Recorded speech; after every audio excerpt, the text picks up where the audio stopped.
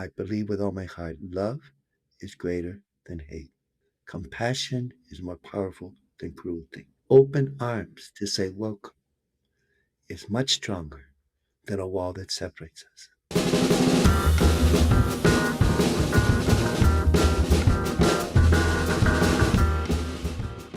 Hello and welcome back to In the Meanwhile. I'm Marcus Harrison Green. And I'm Nora Kenworthy. Marcus, you were out last week. You were very much missed. But unfortunately, that means we have an extra large pile of news refuse to dig through. Yeah, what a way to be welcome back, Nora. We've got racist fights on the South Lawn, algae blooms in the reflecting pool, a newly minted trillionaire, and a deal, quote, end quote, with Iran that somehow makes the word deal feel like a threat. It's truly an embarrassment of riches, Marcus, if riches is your euphemism for things that are actively rotting. Yes, are just an embarrassment. But speaking of rotting, happy belated birthday to our president. We are both Geminis too, so I don't know Oh, what that means. But anyway. sorry for you. Marcus, like most toddlers get a cake smash on their birthday, and I was thinking like Trump got a face smash. Um, He did indeed, Nora, but in true toddler fashion, he also needed a nap in the middle of the party. yes, and he did take one. The whole event definitely had the hallmarks of a Trump celebration, by which I mean tasteless entertainment, desecration of national monuments, hemorrhaging public money for private gain. I could go on. Yes, you could, but let's stay on the birthday a second because I haven't recovered from the horrors. Yeah, neither have I. Yeah, let's take our time with this one. Yeah. We certainly have more time than Trump does, given his poll numbers and his daywalker appearance these Oh days. my God. Yeah. Um, Yeah, reports vary on the official program, but sources describe something on the spectrum of Tiger King, Jerry Springer, and American Horror Show. And to be honest yeah, with you, those all three of those would have been preferable to and I'm what not we sure got. that's referring to the entertainment or the guest list. I don't want to name names, but let's just say that if you cross-reference that guest list with a sanctions list, you get a surprising amount of overlap. Yeah, probably with the Epstein list too. But anyway, that said, it's less a party and more like a Proud Boy slash Crypto Bros meetup. What am I saying? That's not a Venn diagram. It is a freaking circle, Nora. Yes. It is a freaking circle. Yes, circles upon circles. Yes. The whole thing definitely had the energy of like a Vegas timeshare presentation with a military flyover, which of course it did actually have because Of course it did. resources are Of course it abundant, did. apparently. Subtly left the chat room years and years ago, Nora. Yes. And the cherry on top, of course, was insulting Michelle Obama's Oh God, appearance yeah. again, using a racist trope so old it probably deserves its own 250th birthday party. Yeah, it was a real "this is who we are now" moments, and, they keep coming, unfortunately. I do love, though, that the Obamas kind of hit back this week by announcing this incredible set list of artists who are gonna be joining them for the Obama Center. It's like Oh, yeah. Bruce Springsteen, Eddie Vedder, John Legend, Stevie Wonder, The Roots, Bono, like, it just keeps going and going.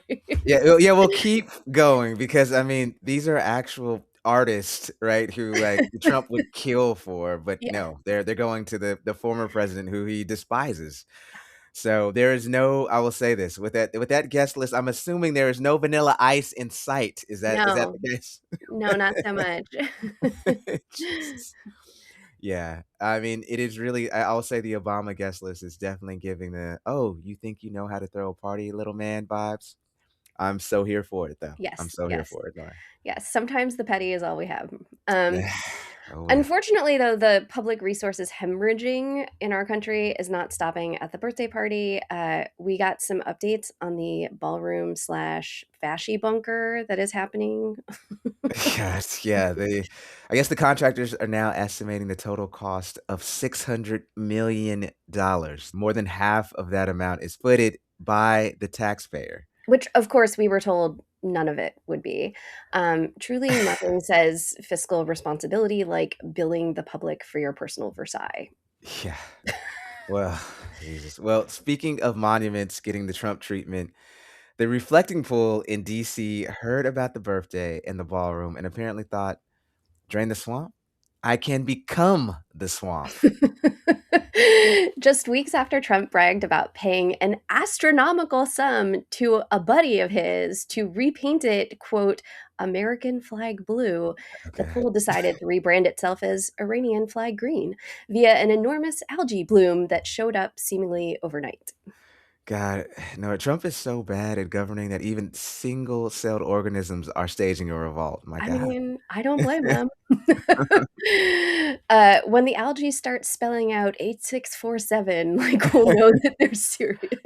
Oh, God. Yeah, and the pool isn't the only invasive situation the administration's dealing with. Like some doomsday prophet of neglected diseases, the New World screwworm is back in the US, threatening our agriculture and food supply. Okay, so for context, this lovely sounding parasite has been sort of creeping north since 2022. When it hit Mexico in 2024, the Biden administration, as you would want a government to do, started Yes. building new facilities to help stop it at our borders. And whoopsie, turns out the facility built to stop it got doged by Musk and Trump last year. And bless their hearts, they bragged about saving taxpayers $1.5 million a year on that one. And now we're going to spend $1 billion in emergency funds to fight the outbreak that it didn't stop. Who could have seen this coming, Nora? I I tell know. you. Math just really isn't their strong suit, I guess. But hey, who cares about flesh-eating parasites as long as Trump gets his ballroom and an MMA fight on the South Lawn? I mean, priorities, folks. No Priorities. one warned me how aggravatingly stupid it would feel to be living through fascism in a failed country. Like, it's just so annoying. Truly, Nora, truly. And so far, we've only covered the low-hanging domestic failures Oh, this week. God. Buckle your seatbelts, folks. Here comes the international news. Let's talk about the war with Iran. Yeah, we lost. We Yeah. lost. Yeah. We shredded the existing nuclear deal. We burned through our weapon stockpiles. We lost access to the Strait of Hormuz and sent fuel and food costs skyrocketing. Yeah. And now they're estimating that the whole conflict has already cost US taxpayers and consumers $130 billion and counting. Yeah, and so you ask, what did we get for that $130 billion? Well, in short, we got screwed. We got screwed. According to the newly released deal, we're agreeing to remove the naval blockade, setting up a fund of up to $300 billion for Iran's reconstruction and lifting all our sanctions. And in exchange, here's the good part, Iran's going to pinky swear that it won't build nukes and also will use its, and I'm quoting, best efforts to try to keep the Strait of Hormuz open. Promise. Cross their hearts. Best efforts. Yeah, I love that we've gone from verified compliance under the Obama administration to, well, we'll really, really try. Yeah. I mean, And here's the thing about what we've covered so far, the algae, the screwworms, the $130 billion Iran fumble. It's all incompetence. It's bad math and worse priorities, and a government that, like, literally can't seem to get out of its own way. yeah, unforced errors, I believe they call these, Yes. Nora. And like, as fine as it is to laugh at Trump's expense, and it is fine to do so, but I'd say behind these gaudy distractions is a system of cruelty working exactly as designed. It's not in the spotlight or on the front page of the news, but immigration crackdowns and resistance to them continues in so many communities across the United States. Look at Delaney Hall, the ICE Yeah. detention facility in Newark. Hundreds of detained people have been on a hunger and labor strike for weeks now, protesting what they describe in smuggled out letters as spoiled food, medical neglect, and torturous conditions. Yeah, and make no mistakes, folks, this isn't an isolated thing. There are active hunger strikes in detention centers all across the US. There are people with families, children outside the fence line getting pepper sprayed for showing up, detainees getting thrown into solitary for the crime of asking to be treated like a human being. This week, 10-year-old Nayeli Gomez collapsed outside of Delaney. Yeah. after weeks of protesting and being denied multiple times the right to visit her father. Yeah, and the administration's response has been to relax the rules that govern these facilities. So it's allowing contractors like the Geo Group uh, that essentially manage these facilities. I know they manage the one here in Washington State to pay detainees a measly $1 a day for so-called voluntary work. The justification, well, they want to reduce the burden on contractors running detention facilities, supposedly. I mean, it is not at all hyperbole to call these concentration camps with a hefty dose of modern day slavery. Yeah, not at all. Yeah. So, this week, we also got a look at how the administration is treating people who show up to protest on the outside of the fence as well. We had 15 people in Minneapolis who were indicted on conspiracy charges for allegedly impeding federal immigration agents during this year's enforcement surge there. Evidence for their so called crimes included things like posting become ungovernable to Facebook. It's like saying the meme nature is healing is Antifa rhetoric. Right. Jeez. Yeah, and, like, I mean, this is the same operation where federal agents shot 3 Yes. people and killed 2 of them, both US citizens, and still haven't faced any charges and most likely won't. Right. And the people now facing federal conspiracy charges are mutual aid volunteers, union members, neighbors, pastors, people who showed up because their community was under siege. It's a pattern we keep seeing. The people protecting their neighbors are getting treated like the threat. Yeah, which is why this week, instead of just cataloging the wreckage, we wanted to talk to someone who's been in the middle of it for a long time, cataloging it, resisting it, and bearing moral witness to its crimes. Our guest this week is Father Ray Riding, a 76-year-old Catholic missionary priest who spent more than 50 years serving Spanish speaking missions across Puerto Rico, Costa Rica, Mexico, and the United States. He entered the minor seminary of the Missionary Servants of the Most Holy Trinity in 1962 at the age of 13 years old. He received a BA in philosophy and a master's degree in theology and was ordained as a Catholic priest in 1975. For the past 2 years, Father Riding has been serving in the borderlands of Tucson, Arizona, accompanying immigrants who are crossing the border wall to seek asylum, who are reporting to ICE in court appearances, who are being held in detention centers or what he calls immigrant prisons, and who are deported to Nogales, Mexico.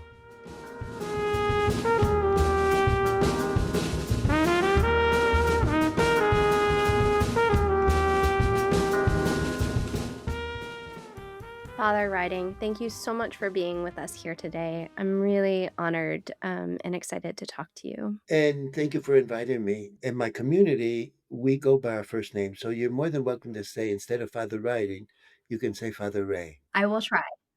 Uh, and it really is a pleasure and a blessing for me to, and a privilege to share the ideas that you sent to me, to tell our side of the story also.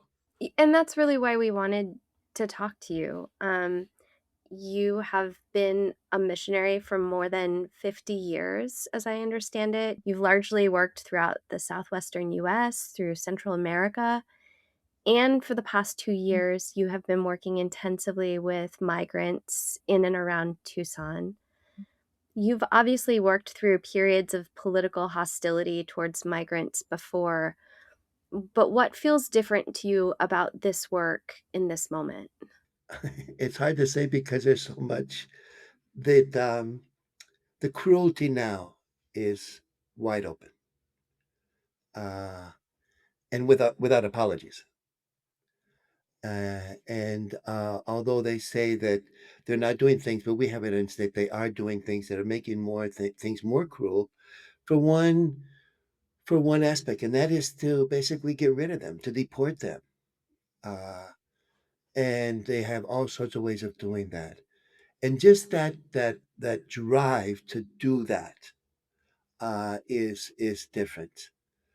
Um, One of our volunteers and I and myself that we share a lot about this, and we have a little saying of when we think that they've hit the bottom of the barrel today, but tomorrow they're going to think of something else. It has been publicly stated, for example, on TV. One of the president's allies, close allies, said to them very open, We are going to get rid of every one of the aliens that came in through Biden. So that whole atmosphere of not really thinking of people, but thinking of how many of numbers. And so those are the things that really are different than what I've ever seen before, really, since I've come here in Tucson. And another aspect is, I mean, many, many years ago, one of my mentors in religious life, she's in heaven now, her name is Sister Gloria. And she said to me when I was just going to become a pastor, she said, you know, if you really want to know your priorities, look where you put your money. Put where your money is. Mhm. And Yeah. that's very obvious here that all billions of dollars have been taken away of programs to help people, and billions of dollars have been put in to this whole atmosphere of getting rid of the aliens. So that Mhm. basically, that's the it's just the amount of cruelty and the constant looking of ways of doing this, of just getting rid of them, deporting them. Yeah. Uh-huh. So, what does your everyday work look like these days? Like, what are you able to offer migrants? What kinds of places are you connecting with them, and where are you seeing them? I think for that question, we have another little saying, and that little saying is, "We go where they go." Hmm. And when I first came here 2 years ago, the basically two places that I went was at the end of the wall. There was still Biden's administration just before this president came in to welcome asylum seekers, and it was a Mhm. glorious moment. And there were not hordes of people. There wasn't an invasion at all. But that's where they were. And then also, the other place that I basically went during when I first came here was to Nogales, Sonora, Mexico. And that's the repatriation center in Mexico. And that's what we call Mhm. tears. Again, to be with the people at that moment in their lives. But now, because that both of those places have been shut down to us, we don't Hmm. have access to them. So I go to prisons now, and I just got clearance to, uh, as a Catholic, celebrate Mass and give spiritual direction to the our brothers and sisters there. Um, I belong to a beautiful organization called Salva Visión, and we because of a lot of our families because things have been taken away from them that were with them legally for work permits and again this whole thing of just everything away to make their life impossible. So we visit them with food.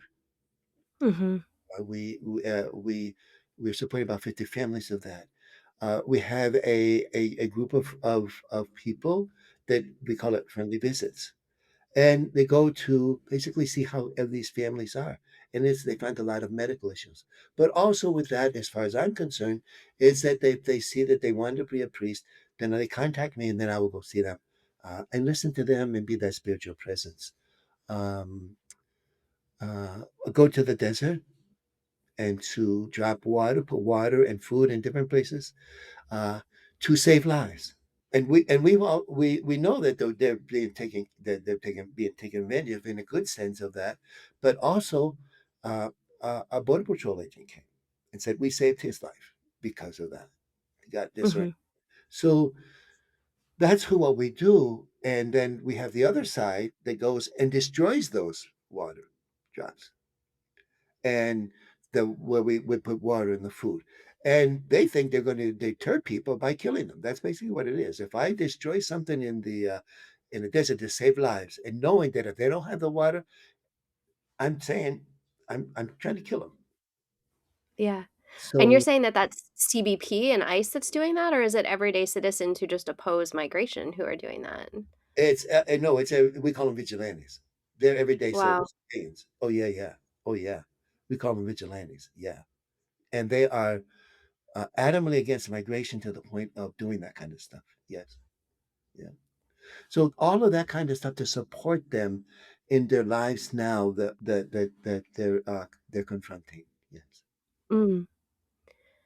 So, I mean, your missionary work is taking you to a lot of different places right now, everywhere from leaving water in the desert to accompanying migrants to court appointments to actually being some of the few people who actually get to visit them in so-called detention centers.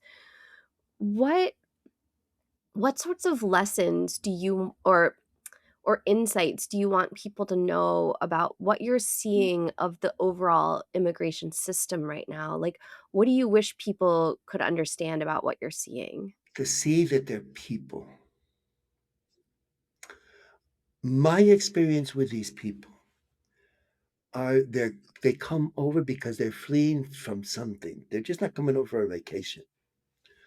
And they're trying to assimilate themselves into society, to work with society, uh, and to help society to grow.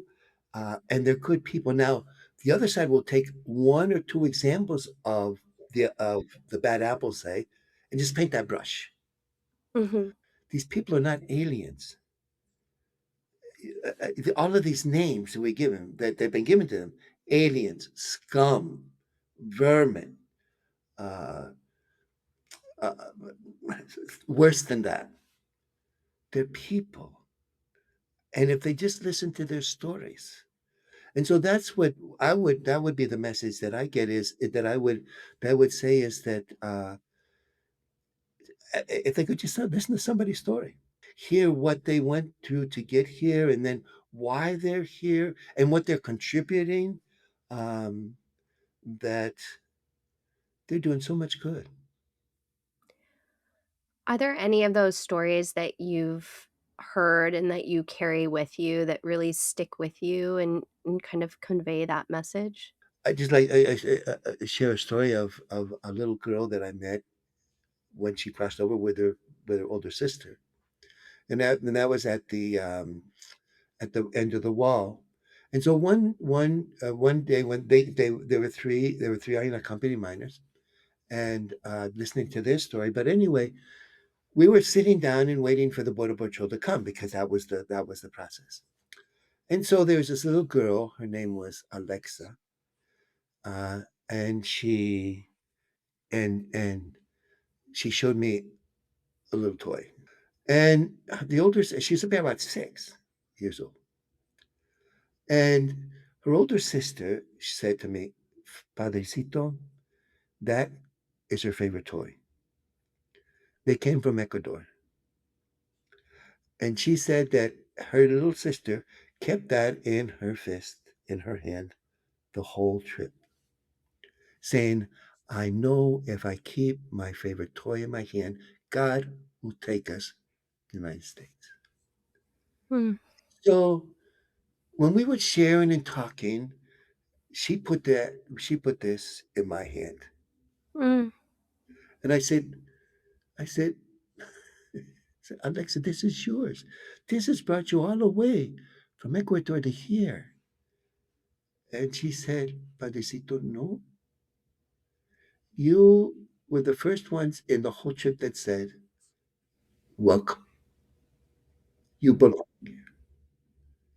Can we help you in any way?'" So, Padrecito, if you keep that toy, my toy, in your hand, I know it will be good. hmm. All of those type of stories, they say the quality of the people that are here. Uh, Again, and this is what angers me a lot, is they'll take an example of someone going outside the law.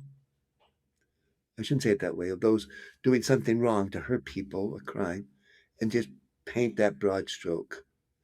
Uh, because at the beginning of this campaign, the thing was, we're going to get rid of all the rotten criminals. So a lot of people voted on it. Mhm. Now, who are the criminals? That little girl, Alexa. Mm, yeah. So they branded them that way. So, uh, and there's many, many stories of families here that go and take care of older people in their homes. Mhm. Uh, and I know a mother that goes out at seven or eight at night spends the whole night with an elderly person that needs help, goes home with her children, take her children to school, and has another job. Mm, And so the we just don't they don't see that, and that's what I hold very dear in my heart, mm, very dear in my heart. yeah.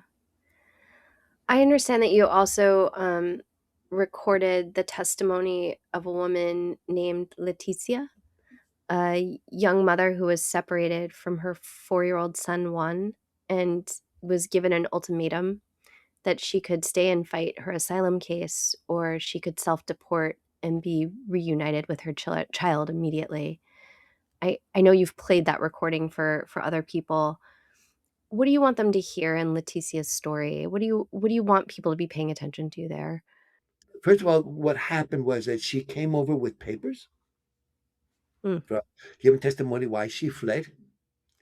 And when she presented the papers here in Tucson, they immediately separated her from her child. mm, Immediately.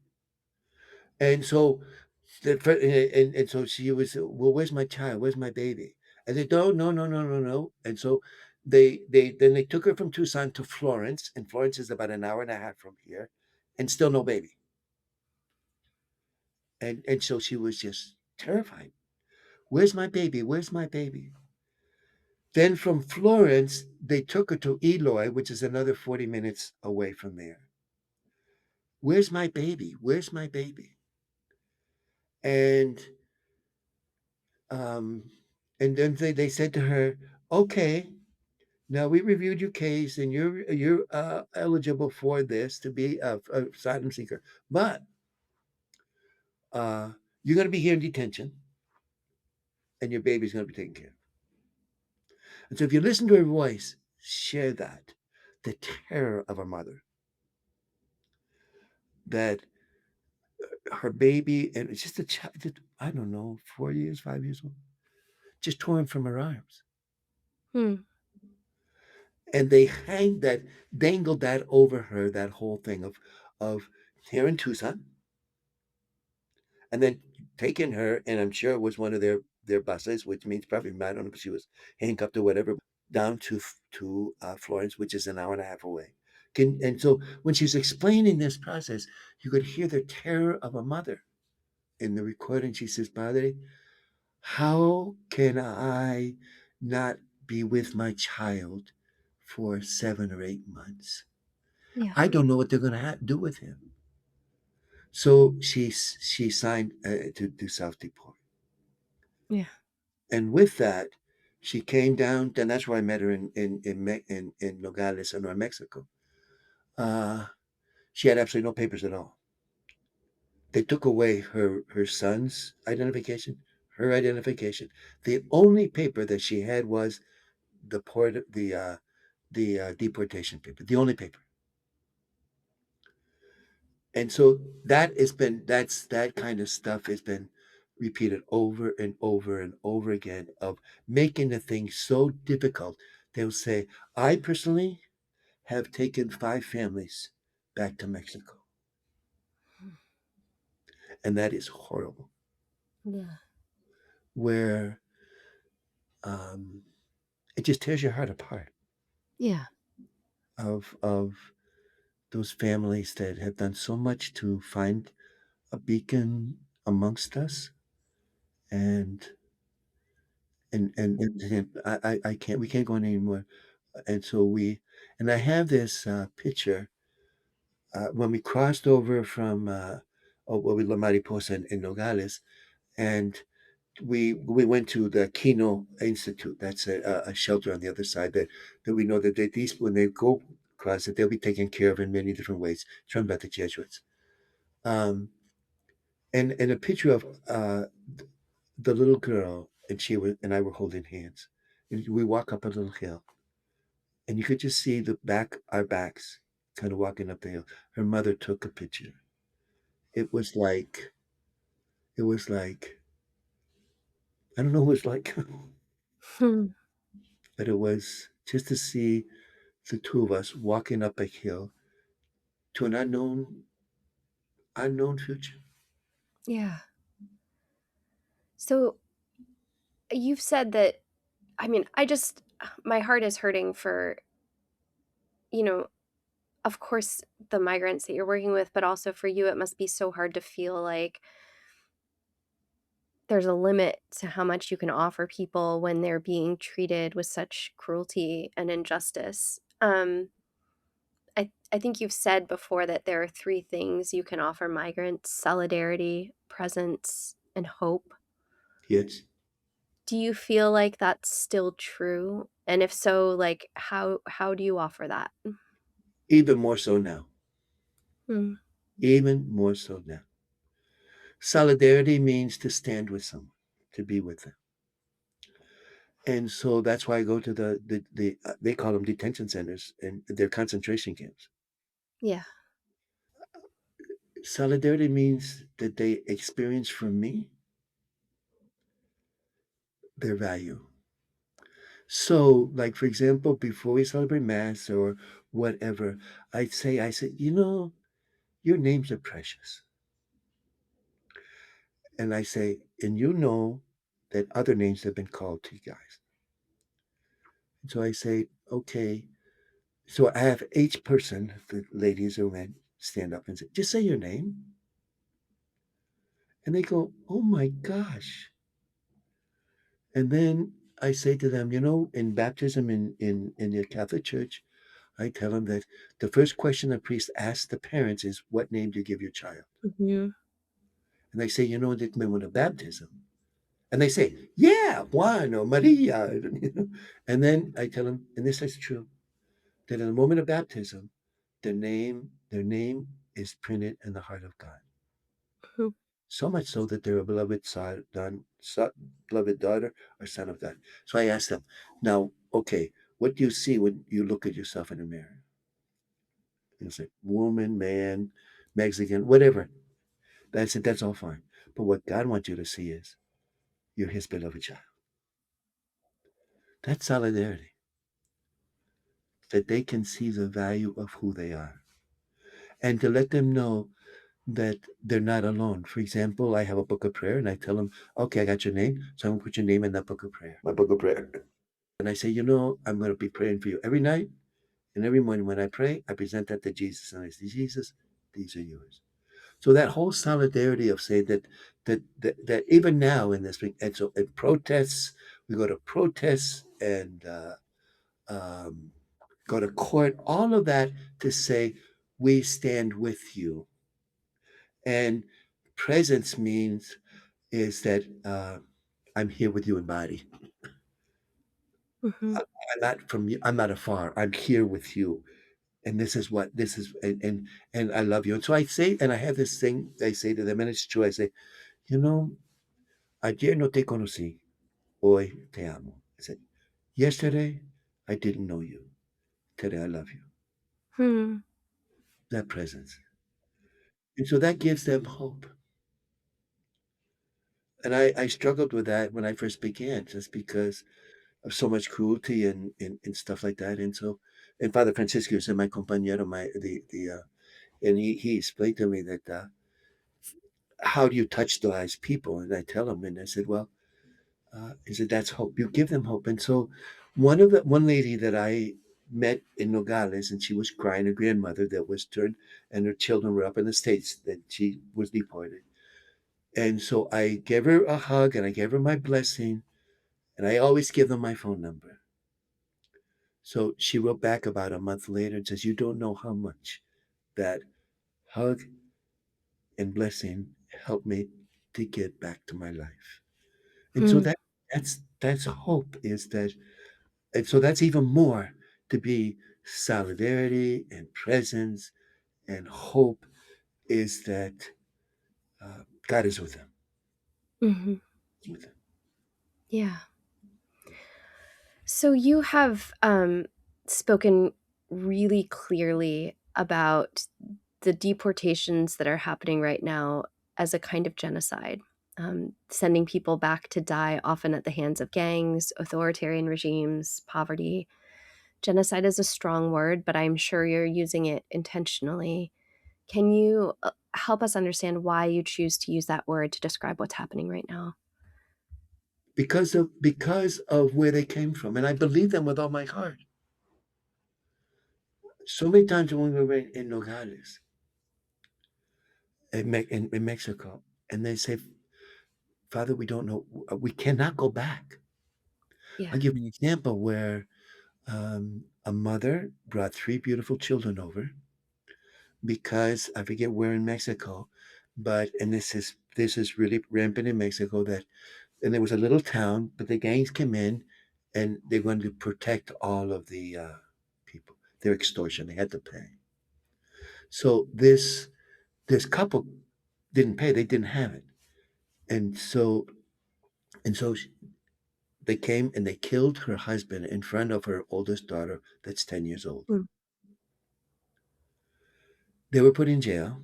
She showed me the arrest warrant or whatever that she was in jail. They came out maybe in 3 or 4 years, and they called her.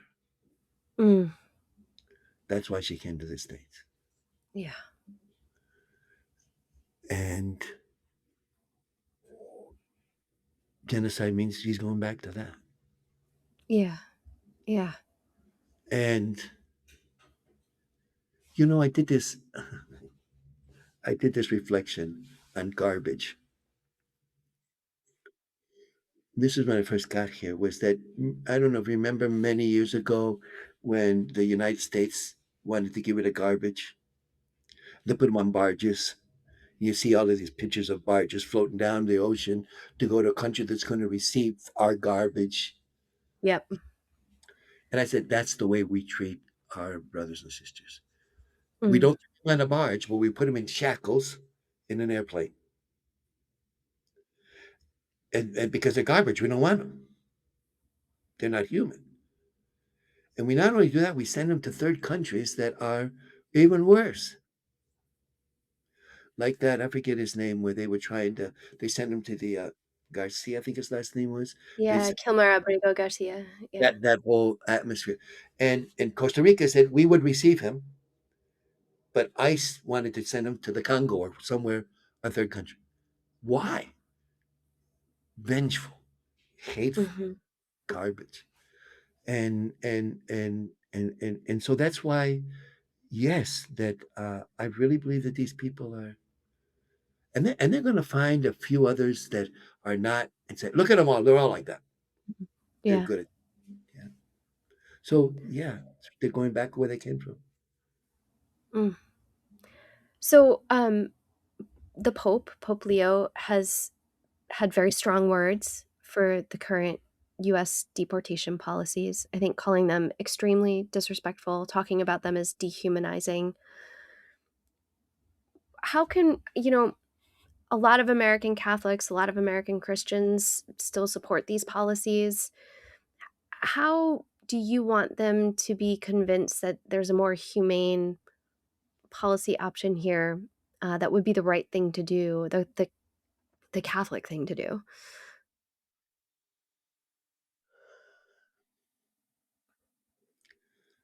I think my silence says something. Um, to me, if they would open their hearts to listen to stories. Uh, we have a group of from our religious community, a group that we call mission partners, and they go to different missions. And so the whole group of them that went to our mission in Alabama, and then we took them to one of our mission churches, where one of our Mexican brothers is a priest, and there's a completely total immigrant community, Mhm. and uh, and so they told their stories, why they came, what they're doing, how they're helping the country or helping the whatever. So we get back and we're debriefing, and one of the guys stands up and he says, I'm a card carrying Republican. Listen to them, I got to rethink. Because Pope Francis, when he had his big thing on immigration of the desert and sea, or sea and desert, Um, and he said, if people who on purpose follow this type of deportation is committing a grave. The word he used was a grave sin, because these are people, um, they're persons, and they don't want to see that. They want to see them as invaders or hordes or things like that. That say they're no good. Yeah. Yeah. You've talked about, Tucson being your final assignment as a missionary. What does that mean to you? And does this feel like a culmination of something? And what do you hope kind of continues on after you're done? Um, well, I said this to my last because I spoken to my community about I'm going to be here until um, I'm past the age of retirement or whatever, of 75, whatever. But we have in different stages of retirement of the ministry, not being a religious, not being a priest, but of the minute of the act. And I feel that this is the last place the Lord wants me to give my life before that, Mhm. because one of part of our charism is we're called to serve the poor and the abandoned. And where I've served in our missions in Puerto Rico, in Mexico, two times in the United States, we're with the poor and the abandoned. We're with the poor people. And in our missions, they're basically parish missions, but they're with very poor people. And uh, so here in this ministry, these people are the poorest and the most abandoned. Mhm. And so this in a very special way that I'm living that part of our charism. There's two moments in my life where that's happened. One was when we were handing back to the diocese some of our parishes. And so I asked, that was in 1989. And the diocese at that time uh, was opening a hospice for AIDS patients that were dying. So I asked to be a chaplain of that. And then they gave me that permission. And that year Wow. was a very special year of love and death and love. And that's what I feel here too, is that this is a very sacred moment. And you know who makes this moment sacred? The people. Yeah. Yeah, it's them. It's them. It's them. I mean, I hear this really remarkable mix of almost like awe for humanity and also this like profound anger in what you're telling me right now. I wonder how you hold that tension in your work, um, and how I don't know, does your faith help you do that? Oh, that's a big part of it, certainly. Where prayer, my book of prayer, I really take that to Jesus. Um, I do go to bed at moments where I say, don't read, when you read the internet or something, these Yeah. little, I do that too. it's stupid. Don't read those things because they just get you all upset, angry. Where just before I got on, I just read this whole thing about how many people have they say that they're medically taken care of, and examples of people that have died and almost have died because of lack of that. So, well, why do you do that? You know that. So, but I think that anger's good because it stirs that passion to continue serving in God's love. And but I do have support and the people themselves, the people I serve. Like when we go to the prisons, one of the volunteers, and he goes to the prisons also, we always walk away saying how blessed we are by them. Mhm. So all of these things that, my faith and our faith, and this is where I usually when we give presentations, and we believe it. They say, why do you continue doing this when it's overwhelming? Mhm. And I say, I believe with all my heart, love is greater than hate. Compassion is more powerful than cruelty. Open arms to say welcome is much stronger than a wall that separates us. Passive resistance is much more powerful than violent aggression. Yeah. So, the whole set of these things that we are taught by the gospel. Yeah. And so, Jesus was saying in his resurrection, all that I preached, love, compassion, all of that has won. Yeah. I mean, so much of the actual work that you're talking about doing here, um, is, of course, very much informed by your faith, but is also the sort of work that any human being could be doing, with their neighbors and with migrants in their communities. For people who are listening, regardless of whether they're religious or Catholic or not, what kinds of practices of solidarity and presence and hope would you like them to be trying to practice in their own communities, or kind of learning from you and applying in their own communities? Um, First of all, let me say this, that I work with a lot of people that are not Christian, but they're as intense and self giving in their humanitarian go. So you don't need to belong to anything like that. It's just human. It's in the human heart. Yeah. If we just see that, it's in the human heart. Uh, to look at somebody that's suffering and feel, that's what we call compassion, to feel something in our heart to do love. And so, and what can they do? All over the country now, all over the country. No King's Day, protests all over. Get out, put a stand up like that.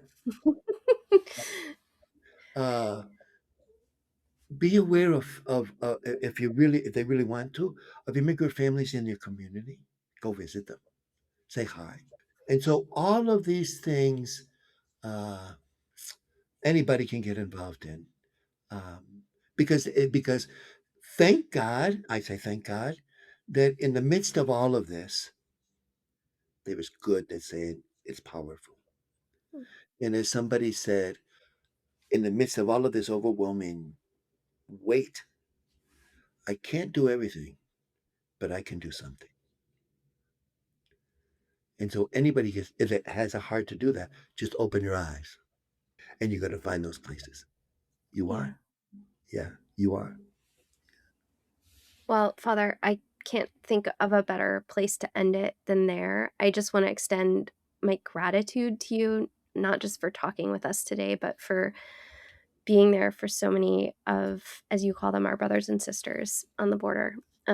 Thank you for bringing these stories to us today. And thank you. And I want to thank all of the people that serve us. Thanks so much. Take care, God bless.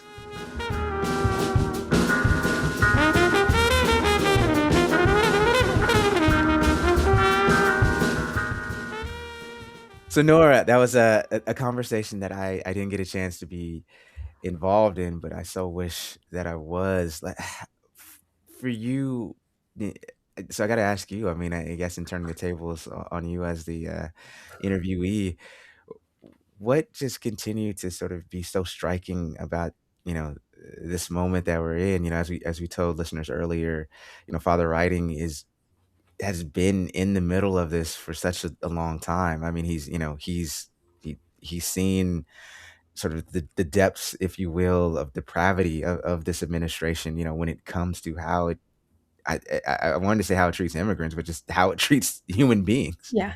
Yeah.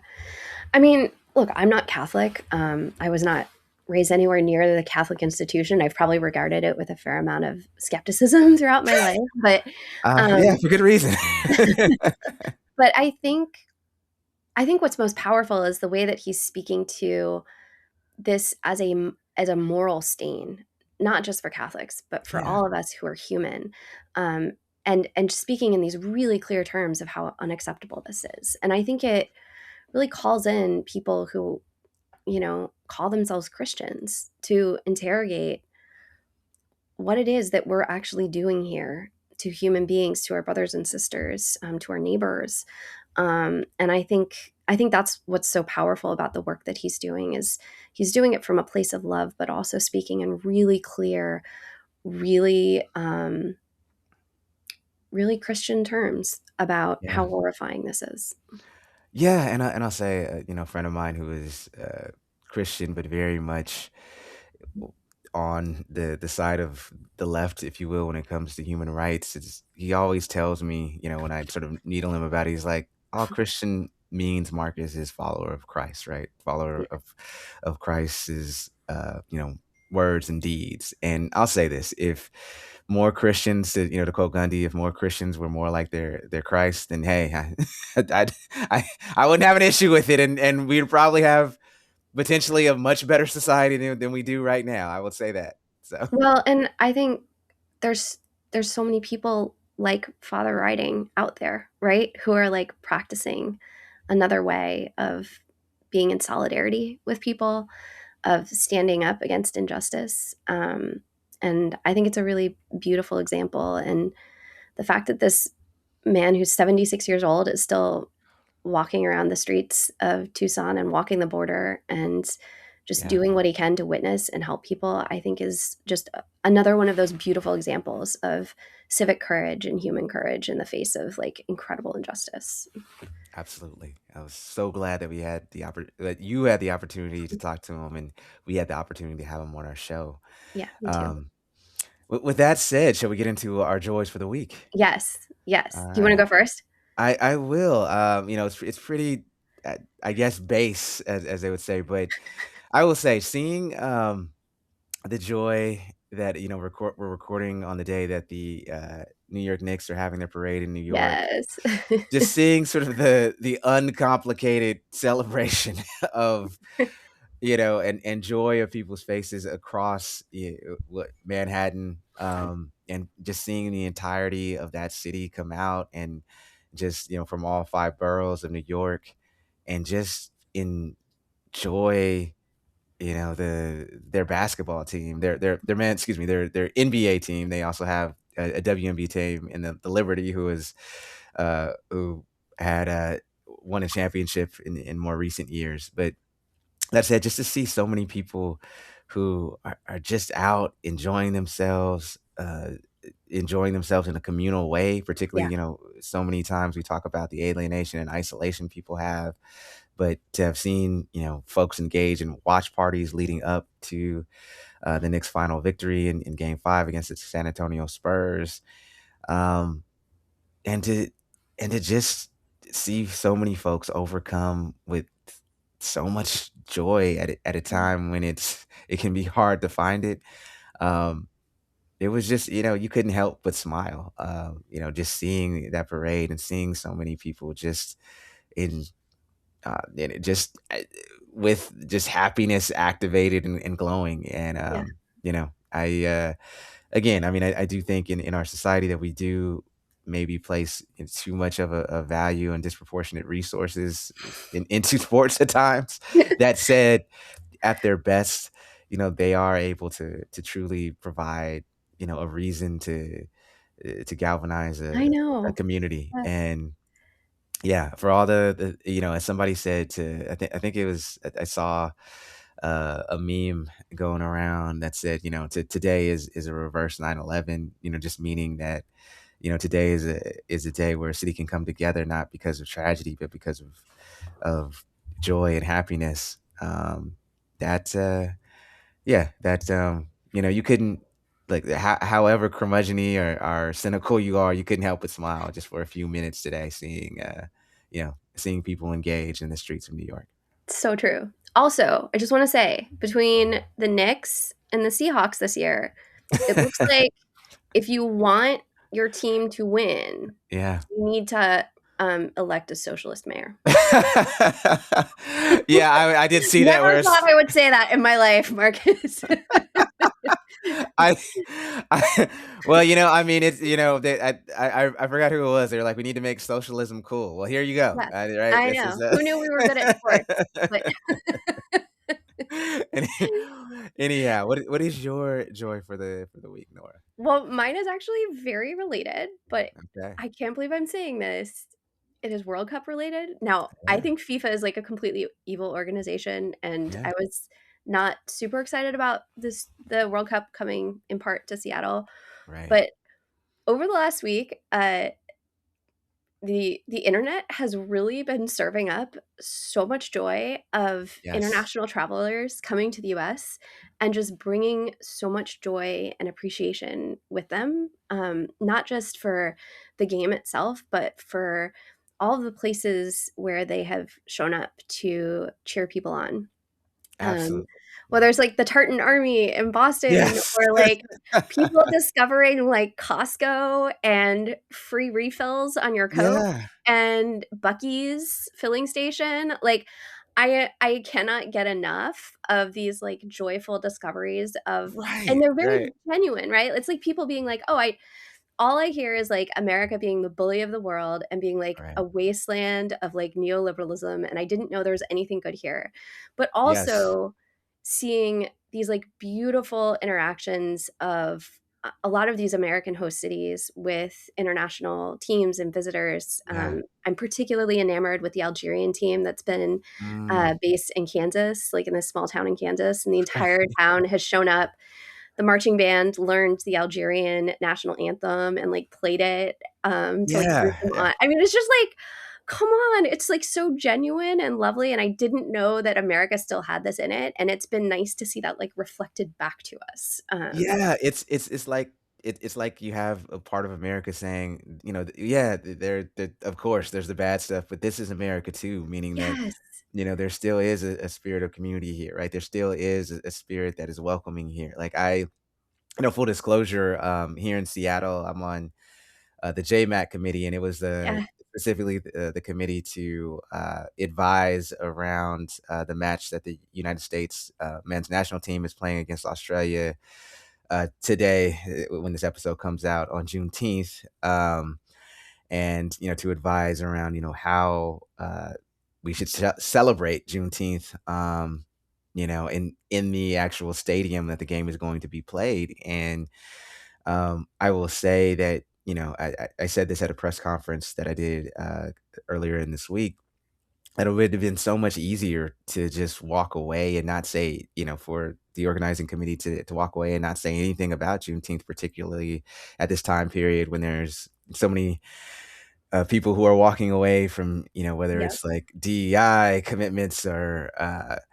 quote unquote wokeism or anything to do with diversity or anything to do with our, shall we say, very complicated past of this United States. And yet, you will have people who, are international travelers who will be in, the stadium, and we'll get a full rundown of what Juneteenth is, why it exists, the history of the holiday, and then also the admission that there are still things that have, that just as Juneteenth is sort of a recognition that freedom was denied for so many people for so long.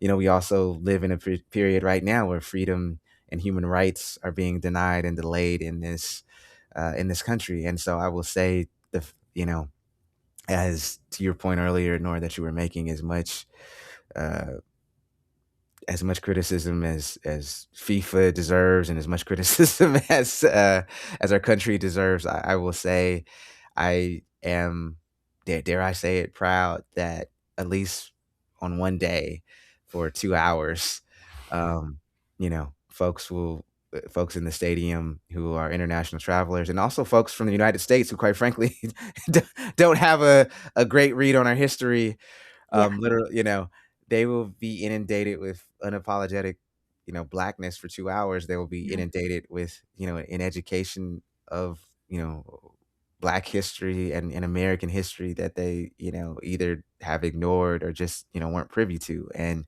for me, it's a small win, but it is a victory. So It's a huge win, and, like, kudos to you and the rest of the committee for figuring out how to integrate that into this event. I'm really looking forward to seeing it. yeah, I will hopefully be cognizant of everything. They're, they're plying the committee with free beverages, free adult beverages the morning of. So Well, you know, I hope you enjoy it and get to keep your wits about you, Mark. that is, I'll report back next week. Anyhow, Hopefully. that's, that. Well, with that, shall we sign off for the week? Yeah, that about wraps it up this week. Although wraps it up feels generous for a system that is somehow both bumbling and cruel at the same time. Yeah, folks, turns out you can fail upward and crush people on the way down. Multitasking, truly, truly. But before we go, a huge thanks, as always, to Jessica Partnow and Hamaluo for producing and scoring this episode. They make us sound calmer, cooler, and way smarter than we are, which is honestly a huge lift some weeks. Here, here.